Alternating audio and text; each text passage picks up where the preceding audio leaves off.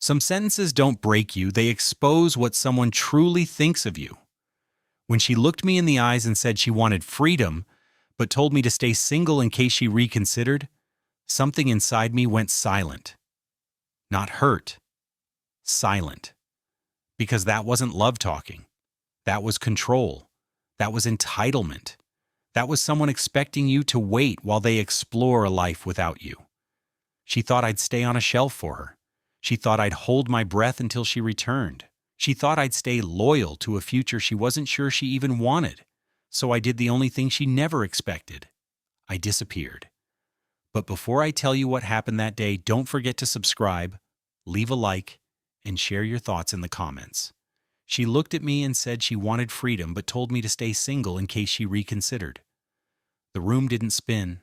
My heartbeat didn't race. I didn't even feel anger. What I felt was a sharp clarity, like someone wiped fog off a window I'd been staring through for months. She stood across from me with her arms folded, as if she were making a business decision instead of ending a relationship. "I'm not saying I want to lose you forever," she said. "I just want space. I want to breathe. I want to do things without checking in.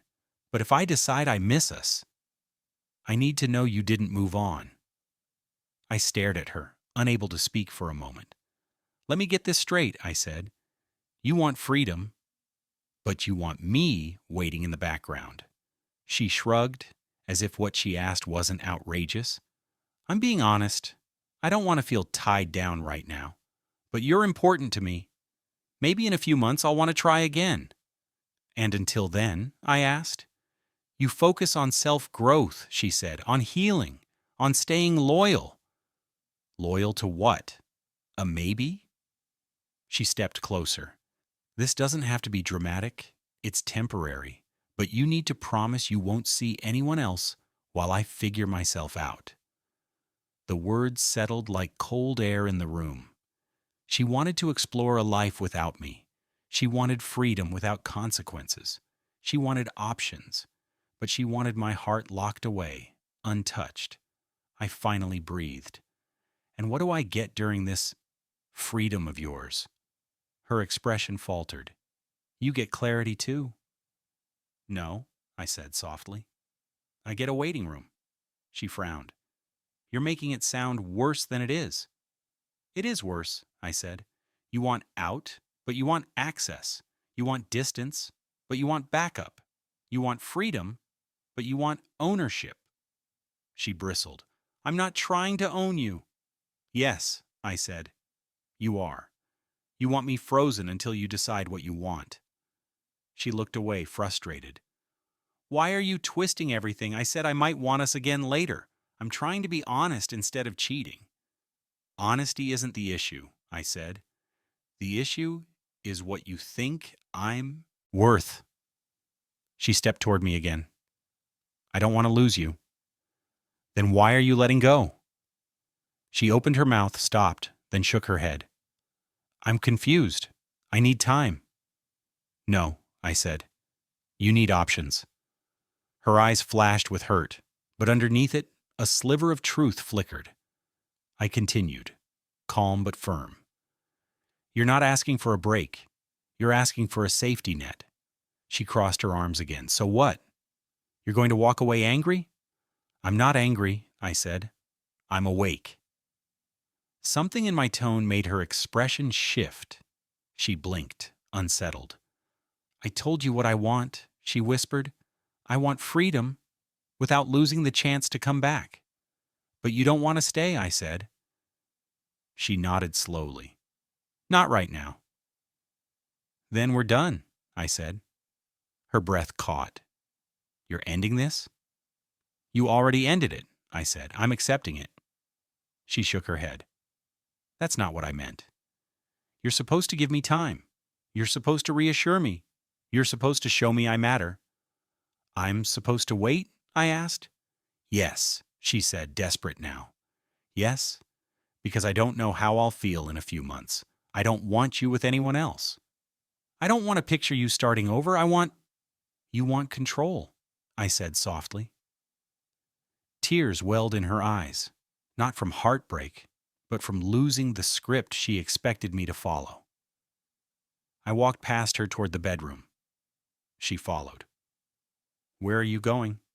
"To pack," I said. Her voice broke. "You're leaving? Tonight?" "Yes."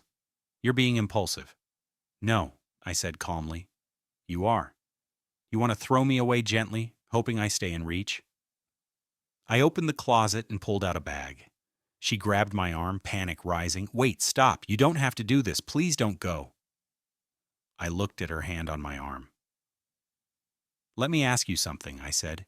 "If you wanted freedom so badly, why do you look terrified now?" "Because I didn't think you'd leave," she cried. "I thought you'd stay until I felt ready again." "And that," I said, "is exactly why I can't." Her grip loosened. Her face crumbled. "But if you walk out," she whispered, "we're done." "You walked out first," I said. "You just wanted me to hold the door open." She sank onto the edge of the bed, shaking. "Please don't disappear." I zipped the bag. "You asked for freedom. I'm giving you yours." She lifted her head, her voice shaking. "What about you?" "I'll take mine too," I said. She reached out one last time. "Will you at least stay single like I asked, in case—" "No," I said. "I don't wait for someone to maybe love me again." Her lips parted in shock. I slung the bag over my shoulder. She whispered, "Where will you go?" "Away from being someone's backup plan." I walked to the door. She stood, trembling. "Please, don't leave like this." I opened the door. "You wanted me available for your return, so disappearing is the only way to break that expectation." Her tears fell. "I didn't think you meant it." "I meant every word," I said. "Goodbye." And I stepped out. The door closed with a soft click. No yelling, no fighting, no dramatic scene, just the quiet sound of a man choosing himself. She looked at me and said she wanted freedom, but told me to stay single in case she reconsidered. Now I stood outside our apartment with a packed bag, the night colder than I expected. I walked toward my car slowly, waiting for the anger to hit. It didn't. Instead, I felt something unfamiliar. Peace. The kind of peace that comes when you stop arguing with someone's truth. Behind me, the apartment door opened. "Wait!" she shouted, footsteps pounding across the walkway. "Please, stop." I kept walking, not fast, not dramatic, just steady. She caught up, grabbing my sleeve. "Don't do this. You don't understand." I turned to her. "Then explain, because what I heard tonight was clear." Her breathing was shaky. "I only said that because I feel trapped. Everything is so heavy. Life, work, expectations. I need space to think." "Space," I repeated. "You could have asked for space. Instead, you asked me to stay frozen while you explore a life without me." "It wasn't like that," she whispered. "It was exactly like that," I said. "And deep down, you know it." She looked away, jaw trembling. "I didn't want to lose you. So you offered me a cage." Her eyes filled with tears. "I thought you'd fight for me. I thought you'd say we can fix this." I stepped back. "You didn't want fixing. You wanted control." She flinched at the word, hugging herself. "I'm not controlling." "You are when you're scared," I said. "And you're scared now. Not because I left, but because leaving wasn't supposed to be an option." Her lips parted, shocked. She had no denial left. "I don't want to start over," she said. "I don't want to date again. I don't want to lose everything we built." "You ended what we built tonight," I replied. "But I didn't mean to," she insisted. "Intent doesn't erase impact." She wiped her tears with her sleeve. "So that's it?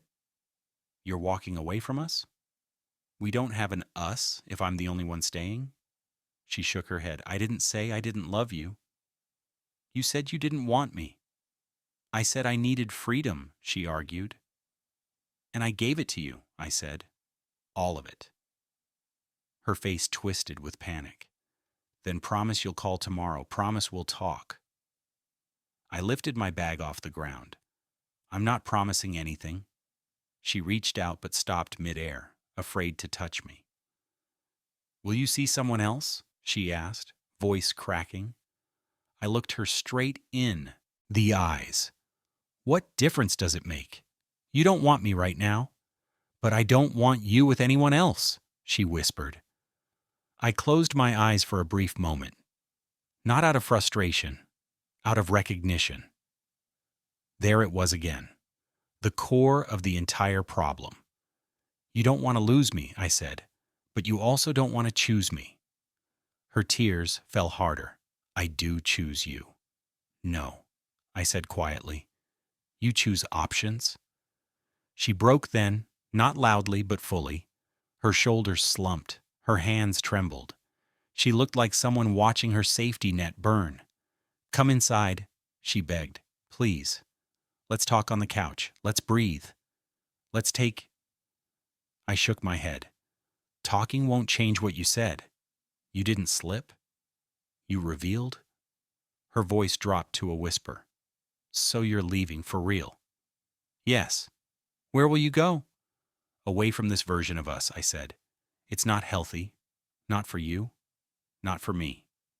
She stepped closer, desperate. Then tell me what to do. Tell me how to fix it. Tell me how to change your mind. You don't fix something by locking the other person in place, I said. You fix something by choosing them without conditions. She covered her mouth, shaking. I'm sorry, she whispered. I'm so sorry. I didn't know I was hurting you like that. You thought I'd always wait, I said. You thought my love was permanent, no matter how temporary yours felt. Her legs softened, and she collapsed onto the curb. I can't believe you're leaving. You can stand up, I said gently. You'll be okay. She looked up at me with red eyes. Not without you. That's not true, I said. You wanted freedom. This is what freedom feels like. It doesn't always feel good. She stared at me like she wanted to memorize my face. Will you ever come back? She asked. That depends, I said. On what? Her voice trembled. On whether the person who asked me to wait for her grows into someone who values me enough to choose me without conditions. Her breath broke. I don't want to lose you forever. Then don't lose yourself, I said. I turned toward my car. She didn't chase me this time. She whispered something instead, soft enough that the night almost swallowed it. I didn't think you'd leave. I opened the car door. You should never test someone assuming they won't fail the test. I got in, started the engine, and pulled away. In the rearview mirror, she was still sitting on the curb, hands over her face, learning the difference between freedom and loneliness. And I was learning the difference between loving someone and losing yourself for them. She looked at me and said she wanted freedom, but told me to stay single in case she reconsidered. Now I was gone. Not hiding, not waiting, gone. I checked into a small rental on the edge of town, a place with bare walls and quiet nights. I didn't tell her where I went. I didn't update social media. I didn't leave a trail. For the first time in a long time, I lived without the weight of someone else's expectations. On the second morning, my phone vibrated nonstop. Missed calls, long texts, apologies, questions, fear. I didn't open any of them. I poured coffee, sat near the window, and listened to the silence she once claimed she needed. Strange how peaceful it sounded when I wasn't the one being pushed away. By late afternoon, the knocks started. Hard ones, then soft ones, then long pauses. Please, she called through the door. Please talk to me. I didn't move. You can yell at me, she said. You can tell me I was selfish. You can tell me I hurt you, but don't disappear. Don't shut me out. I closed my eyes. Her voice was shaking, desperate. But desperation wasn't a sign of love. It was a sign of consequence. She kept talking. I didn't understand what I was doing. I wasn't trying to replace you. I wasn't trying to use you. I've been scared of losing myself, and I pushed you away instead of talking to you. Still, I stayed quiet. A long silence followed. Then a quiet confession through the wood. I told my sister what happened. She said I behaved like someone who wanted power, not partnership. And she's right. Her voice cracked. I didn't want freedom from you. I wanted freedom from my own fear of being tied down. I blamed you for something you never caused. Another pause. Longer this time. I didn't think you'd leave because I didn't think you'd ever choose yourself over me, she whispered. But you did, and that woke me up. I leaned my head back against the chair. It wasn't anger I felt. It was the weight of truth landing where she finally placed it. She knocked again, softer. I want to talk. Please. I need to talk to you. I don't want options. I don't want a break. I don't want space. I want us. I exhaled slowly. Then I stood, walked to the door, and rested my hand on the doorknob. I didn't open it yet. Are you still there? She asked. Yes, I said. I heard her breath catch in relief. But I'm not opening the door, I continued. The relief faded. Why? Because what you want right now isn't the same thing you wanted 2 days ago. I need to hear consistency, not panic. She was quiet for a moment, then said softly, I understand. You said you didn't know if you wanted me, I said. Now you say you can't lose me. I can't rebuild something on swings of emotion. Then let me steady myself, she said. Let me show you I mean what I say. How? I asked. She answered with a shaky breath. First, by admitting you were right to leave. Second, by accepting what I did was selfish. Third, by understanding you owe me nothing now. Her words hit differently this time. Not rushed, not emotional. Manipulation. Just honesty. And, she added, I won't ask you to stay single. I won't ask you to wait. I won't ask anything from you right now. I'm here to take responsibility, not control. I opened the door halfway. She stood there with tear-filled eyes, shoulders slumped in a way that didn't seek pity but showed accountability. You said you wanted freedom, I said. I wanted clarity, she whispered. And losing you gave it to me. But clarity doesn't guarantee I deserve another chance. That stopped me. She wasn't demanding. She wasn't begging. She was accepting reality. I stepped aside slightly. Come inside. She entered slowly, looking around the empty place. This feels so far from home. It is, I said. She turned to me. Do you want me here? I want honesty here, I replied. She nodded. I can do that. We sat across from each other. No touching, no rushing. She spoke first. When I said those words to you, I thought I was protecting myself, but all I did was show you I didn't value you the way you valued me. And now? I asked. Now I see how dangerous it is to treat someone's loyalty as a guarantee. I nodded. She continued, voice steady. I don't want freedom from you. I want growth with you. But I know that's not something you decide tonight. For the first time since leaving, I felt something shift inside me. Not forgiveness, not reconciliation, possibility. You hurt me, I said plainly, deeply. I know, she whispered, and I won't insult you by asking for quick forgiveness. I leaned forward. Then what do you want?